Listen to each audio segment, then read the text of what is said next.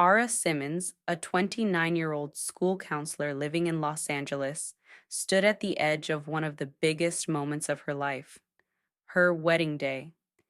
And yet, despite the occasion, despite the flowers, the vows, and the carefully chosen dress, there was a strange ache in her chest, a quiet unease that sat beneath her ribs like a weight she couldn't shake.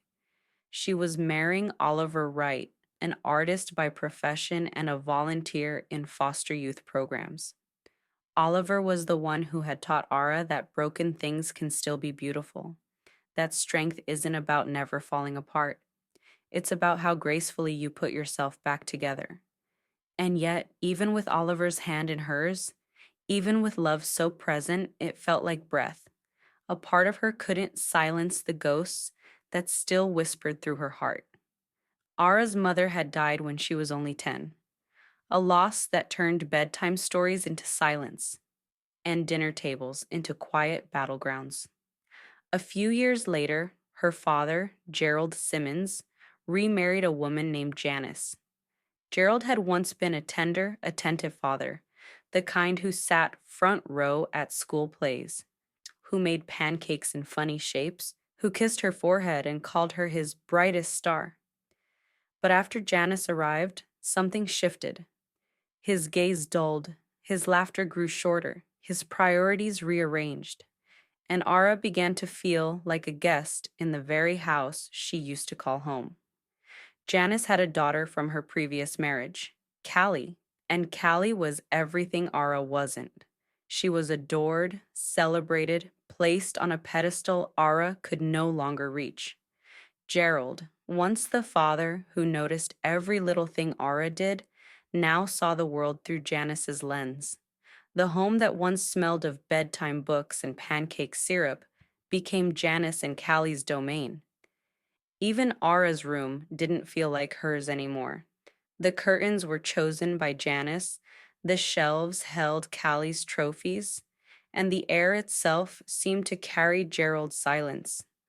Still, Ara held on. She studied harder than anyone else, graduated top of her class, earned scholarships, and built a career that made a difference.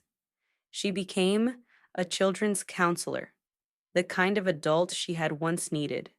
And part of her, no matter how much time passed, still quietly hoped that maybe one day her father would look at her the way he used to, not with polite pride or a rehearsed smile, but with genuine warmth, real attention, the kind that said, "You matter to me." But every time she tried to share her victories, Gerald would smile softly, say little, and glance toward Janice before nodding in approval, as if every acknowledgement needed her permission. Even on her wedding day, Ara carried that hope, a fragile, flickering thing she had hidden deep inside her. Maybe today would be different. Maybe Gerald would stand beside her, hand her off with pride in his chest and love in his eyes. Maybe Janice would, just for once, call her daughter with sincerity. Maybe Callie would smile in a photo without rolling her eyes. But that hope shattered the moment Ara overheard her father saying to another guest, "She's lucky he even showed up." He was talking about Oliver, and with that one sentence, he turned his daughter's wedding into an unspoken charity. Across the room, Janice leaned into her sister and whispered, "She's just pretending to be loved." Her voice dripped with that cruel, icy kind of laughter that doesn't echo. It cuts. No one stopped her. No one turned to Era. Callie was still buried in her phone. Gerald took a slow sip of punch, his head lowered, avoiding everything. Ara stood there, dressed in white, surrounded by ribbons and rose petals. Yet she had never felt more invisible. It was as if she were naked in a room full of people, seen by all, but truly recognized by none. In that moment, she wasn't a bride. She was a little girl again. The same girl who waited outside her father's office, clutching her backpack, hoping today he'd remember to pick her up from school. And in that silence, deafening, even with music and laughter and camera flashes, Ara's soul cracked a little more, quietly, without spectacle, without a single tear. And in that breaking, she understood something. This wedding wasn't just about vows or rings. This was the beginning of her redefining herself, of finally choosing her own name, her own worth, without asking for approval. And this time, she wouldn't run. The morning after their wedding, as the soft winter sunlight of Los Angeles warmed the edges of the sky, Ara Simmons and Oliver Wright sat together on the narrow balcony of their small rented apartment, each holding a cup of coffee. The exhaustion from the night before still lingered on their faces, but beneath it, there was a calm, a kind of quiet that only comes when you've silenced the noise inside your own chest for the first time.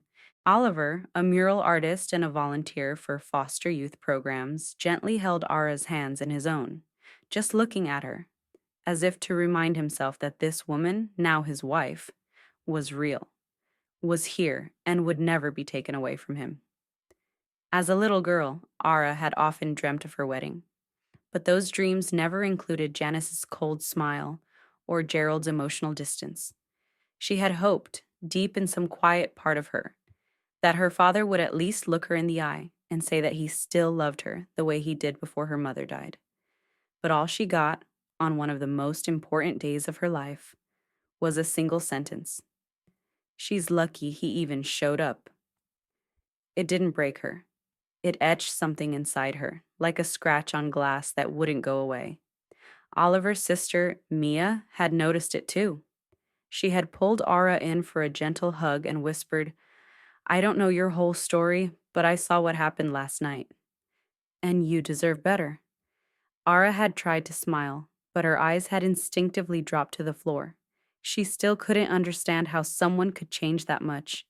Gerald, who once stayed up all night helping her glue construction paper onto science projects, now stood as a guest in a wedding where his daughter's pain went completely unseen. And Janice, the woman whose daughter Callie was always somehow a few steps more loved, more celebrated, still carried herself with that quiet superiority, like her mere presence was a reminder of every way Ara had supposedly fallen short. The wedding itself had been modest, but deeply meaningful. Most of the guests were people whose lives Ara and Oliver had touched in some way. Kids from foster care programs, parents of Ara's students, young artists from Oliver's volunteer art classes. The reception space wasn't grand, but it pulsed with love. Still, the presence of Gerald and Janice had left a faint ache, like a coffee stain on a white dress. Not visible to everyone, but once seen, impossible to ignore. Ara knew she was no longer a child. She was a professional, a married woman, someone who shouldn't need anyone's validation. But somewhere in the deepest corners of her soul, there was still a little girl, yearning to lay her head in her father's lap, waiting for a bedtime story that Gerald never finished. The day after her wedding wasn't just the start of a new chapter with Oliver, it was the beginning of Ara seeing her old life through a new lens, one no longer blurred by longing. Oliver turned to her and said, "You don't need them to say you're enough. You've always been enough. And I see you, always." Her eyes filled with tears, but they weren't tears of pain or weakness. They were cleansing, like the air before a season changes. For the first time, she wanted to turn the silence of her family into a voice. But it wouldn't be a voice that shouted. It would be one that told the truth. That evening, Ara and Oliver created something they called the Promise Wall, a blank wall in their apartment where they would place reminders of who they were and why they had made it this far. Ara wrote the first post-it, "I am not invisible." Oliver placed the second, "She is the loudest voice in any room, even when she's silent." That wall became the foundation of their new life, a home where no one needed to knock for validation, because every voice already belonged. That night, Ara wrote in her journal, "They may have raised me, but I'm the one who taught myself to stand. She wasn't looking back anymore, but she also knew that sometimes, to truly move forward, you have to glance behind one last time. Gerald and Janice's silence could no longer stop her, but maybe, just maybe, it could still be answered. Not with bitterness, not with tears, but on a stage where, for the first time, they'd have to listen. It was the evening of the third day after the wedding. Ara Simmons sat by the window in the corner of her living room, watching the streetlights flicker on beneath a sky slowly turning rose gold. Oliver Wright was in the kitchen brewing tea, though his eyes kept drifting toward her. In her lap, Ara held an old diary from her college years, pages filled with notes she had written for her father, Gerald. Tiny dreams, snapshots of awards, memories with children she had counseled, every moment captured for the one man she wished would read them someday and simply say, "I'm proud of you." But Gerald had never asked to see it, never read a single page. Oliver knew. He had watched the silence inside her stretch across years. And he knew it was time. Time to do something that would finally give voice to the quiet hurt she'd carried for so long. So he reached out to his community center, made calls, and quietly planned a night that wasn't about their wedding, but about her. He didn't tell Ara anything, only said, "Wear something you love, and leave the rest to me." That evening, they arrived at a small local community hall. Ara didn't know where she was being taken, but as soon as she walked through the doors, her breath caught. The room was full, faces she recognized everywhere. Students from her school, parents who had once cried in her office, a woman who had pulled her daughter out of depression after weeks of counseling with Ara, young adults from Oliver's art classes, people whose lives Ara had touched in small, lasting ways. Oliver took the stage and stepped up to the mic. "We're not here tonight just to celebrate a new bride," he said. "We're here to honor someone who's been quietly changing lives for years." Then he looked toward the back of the hall. Gerald and Janice sat on a bench, uninvited. They weren't there out of love, maybe out of curiosity, maybe pride, maybe just to say they came. Oliver continued, "Ara Simmons is not just my wife. She's the reason so many of you are standing tall today. And for too long, she's been made to believe that her worth depended on whether others saw her. Tonight, that ends." One by one, people came forward, a teenage girl who had, for the first time, spoken about her abuse and how Ara held her through it, a single mother who'd sought Ara's help when her son showed signs of suicidal depression. Maya, Ara's closest friend, who spoke about the Thanksgiving when Gerald told Ara not to come, and Maya made sure she had a place to belong anyway. Every person who took the stage said Ara's name, not like it belonged to just a person, but to a force, to a voice. Gerald's eyes never lifted from the floor. Janice's posture remained stiff, but her fingers trembled as they twisted into each other. Oliver looked at Ara and then back at the room. "I didn't marry Ara out of sympathy," he said. "I married her because I have never seen anyone carry this much pain with such grace and still offer love." The room broke into applause, and for the first time, Ara smiled a smile not born from needing to be seen, but from finally seeing herself. She stepped onto the stage and took the mic. "I used to think I had to be chosen to feel seen," she said. "But today I know. I was always visible, just not to the ones who refused to look." Maya wrapped her arms around her. In the back, Gerald rose slowly. He parted his lips as if to speak, but nothing came out. There was regret in his eyes, but Ara no longer needed him to finish his sentence. He wasn't the gatekeeper of her peace anymore. The key had returned to its rightful owner, her. Oliver hadn't created that night just for Ara. He created it for the people who had silenced her, so they could witness how loud she had become. Loud, not in volume, but in presence, in resilience, in love, From that night on, Ara Simmons was no longer just a daughter, a wife, or a school counselor. She didn't need anyone else's label. She was enough, simply as she was.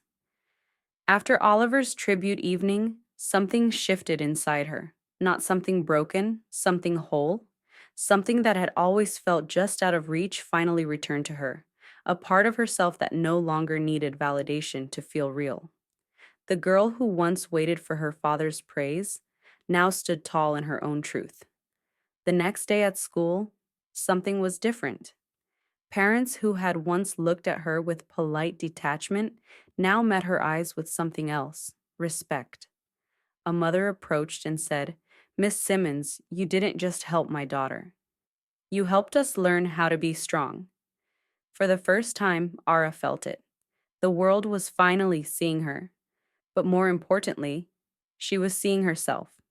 That evening, back home, she turned to Oliver and said, "I'm not the woman who lives to prove herself anymore. I'm the woman who listens to herself. And maybe for the first time, I understand who that is." Oliver smiled. "That's the woman I fell in love with." But perhaps the clearest shift came in the silence that followed from Gerald and Janice. They still hadn't called, still hadn't apologized, but Ara didn't need that anymore. Their silence no longer weighed against her worth. For the first time, she understood that forgiveness didn't mean letting someone back in. It meant letting yourself move on. One afternoon, Maya came to visit. The two of them sat beneath a tree in the park, where the sunlight filtered gently through the leaves, casting shadows that danced across their laps. Maya turned to her and said, "You've always been looking for a place in someone else's house. But Ara, you've always been a whole home by yourself." Ara's eyes welled up, not with pain, but with the kind of emotion that softens everything inside. Ara and Oliver had recently moved into a new place, a small, quiet two-bedroom apartment where the colors on the walls weren't just for taste, but for healing. They covered the space with Polaroids, pictures of Ara laughing, coloring with children, serving food at community dinners, moments Gerald had never seen. But now, she no longer needed them to be seen through someone else's eyes. Her life didn't need anyone's permission to matter. In one corner of the apartment, Oliver built her a small sanctuary, a shelf lined with her counseling journals, thank you cards from children, and quiet pieces of her impact. One card read, "Miss Simmons, you're the best person I've met. I want to be like you when I grow up."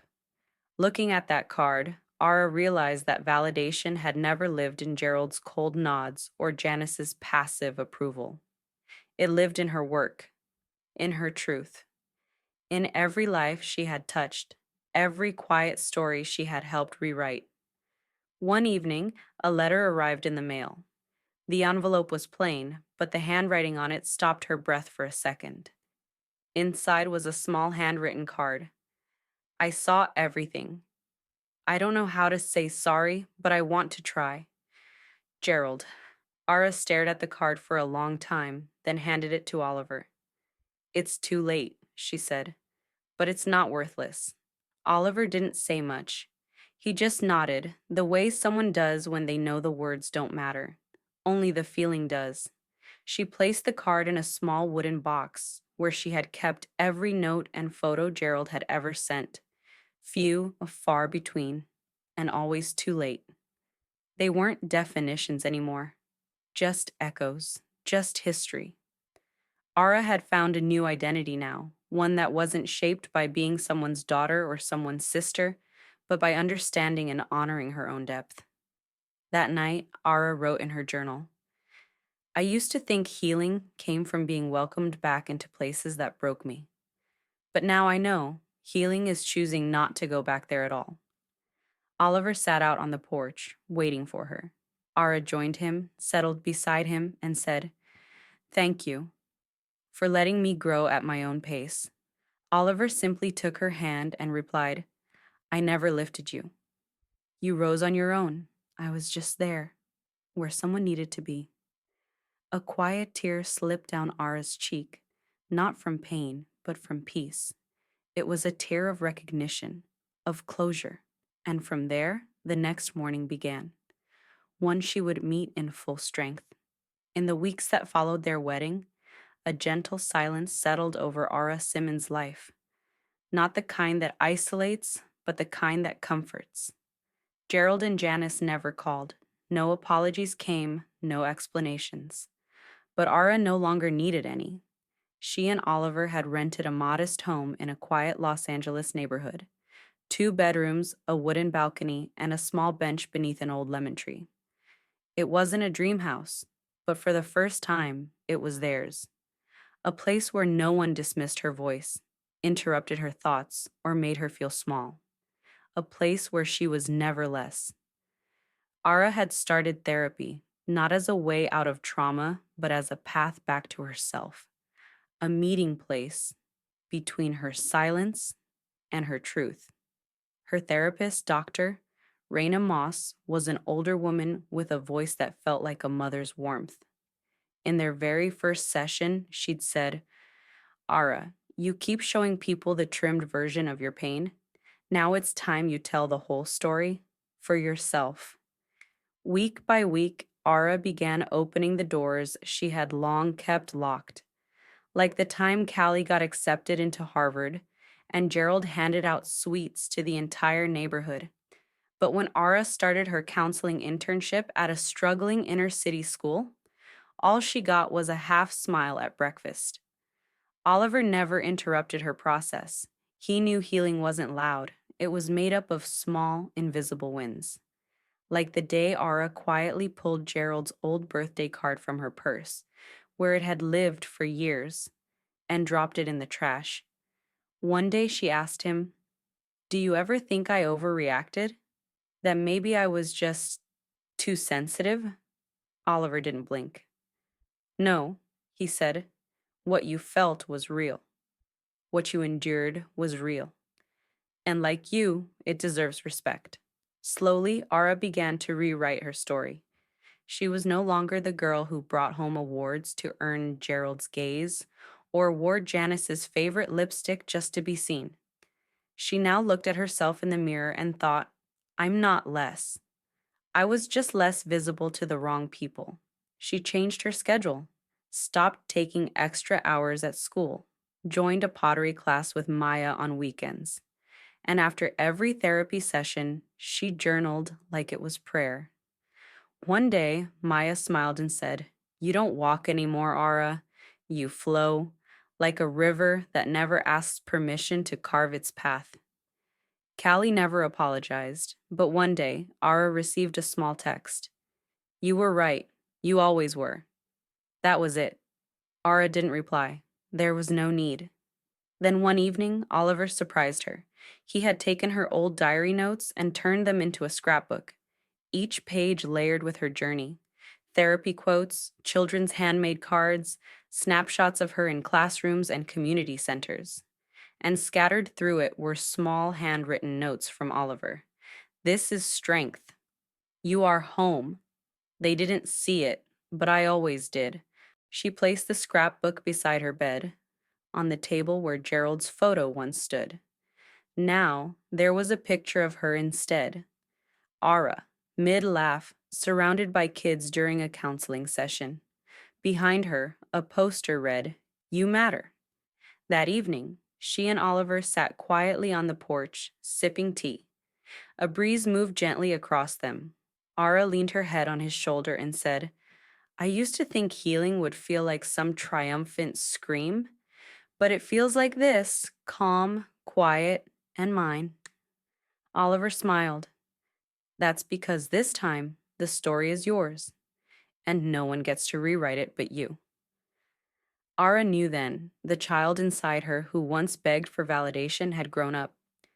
And that validation? It wasn't something she waited for anymore. It had become part of her own voice. Only one final layer remained. One last letter, never written by Gerald. But now, finally, to be written by Ara. A letter not for the man who couldn't see her, but for the girl who once needed to be seen. And that was the beginning, not of closure, but of a new becoming. 3 months had passed, and Ara Simmons now lived with a stillness she once thought she'd never find.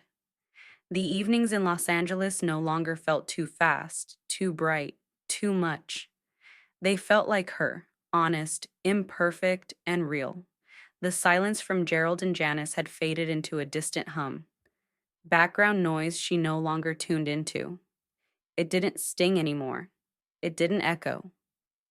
One evening, under the soft blue porch light, Oliver turned to her and said, "You know, I didn't pick up the mic on our wedding day because you looked weak. I did it because I didn't want the world to hear one more lie about you." Ara looked at him, tears in her eyes, but a smile blooming on her lips.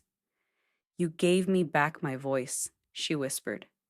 "And now I don't feel like I need to say anything to anyone anymore." That night, Ara did something she never imagined she would.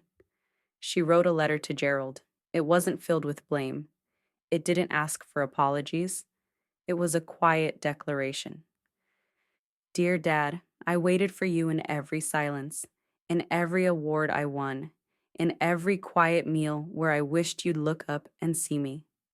I now realize I was never invisible, just overlooked. I don't hate you. I just finally understand that your silence spoke louder than your love. I am loved, not because someone else says so, but because I finally believe it myself. Goodbye, Ara." She sealed the letter, walked to the backyard, and buried it beneath the lemon tree, like laying an old ghost to rest. A chapter finally released. The next morning, Ara joined a mural project at a local school, painting the stories of children who had lost their voices. One child, Max, who didn't speak, walked up and handed her a drawing. A girl standing in the wind, surrounded by floating words. Hope, truth, love, light. "Is that me?" Ara asked softly. Max nodded, then wrapped his arms around her. Later, Oliver told her, "Your biggest victory isn't that Gerald no longer matters. Your victory is that your story no longer begins with him. It begins with you." A few weeks later, Maya hosted an event called Unsilenced Voices. Ara stood on stage and, for the first time, spoke. "For the longest time, I chased a father's gaze. I danced in silence, hoping someone would hear, but I've learned sometimes the silence is the loudest rejection. And still, I chose to speak." The room was still. Then, slowly, the applause began, rising like a wave of witness. As Ara stepped down, Maya hugged her tightly and whispered, "You're not just seen anymore, Ara. You're heard." Ara and Oliver now mentor youth in foster care programs. Gerald and Janice? They're old chapters, necessary, but closed. There's a new frame on the wall in Ara's home now. A picture of her sitting with children, each holding a paintbrush, beneath a mural that reads, "Let them speak. Let them shine." She had said goodbye to validation. What remained now was clarity, courage, and purpose. And sometimes, the most beautiful stories are the ones no one writes for you. You write them yourself. Ara's story was now just that. Complete, powerful, and told in her own words. Now we want to hear from you. If you were in Ara's place, would you have stayed silent or spoken your truth like Oliver did? Have you ever found yourself trying to prove your worth in a relationship just to be seen? And like Ara, when did you finally say to yourself, "I no longer need anyone's validation"? Tell us in the comments below. Because your story might just give someone else their strength. And if this story touched your heart, don't forget to like, share, and subscribe to the channel. Thank you for watching this video till the end.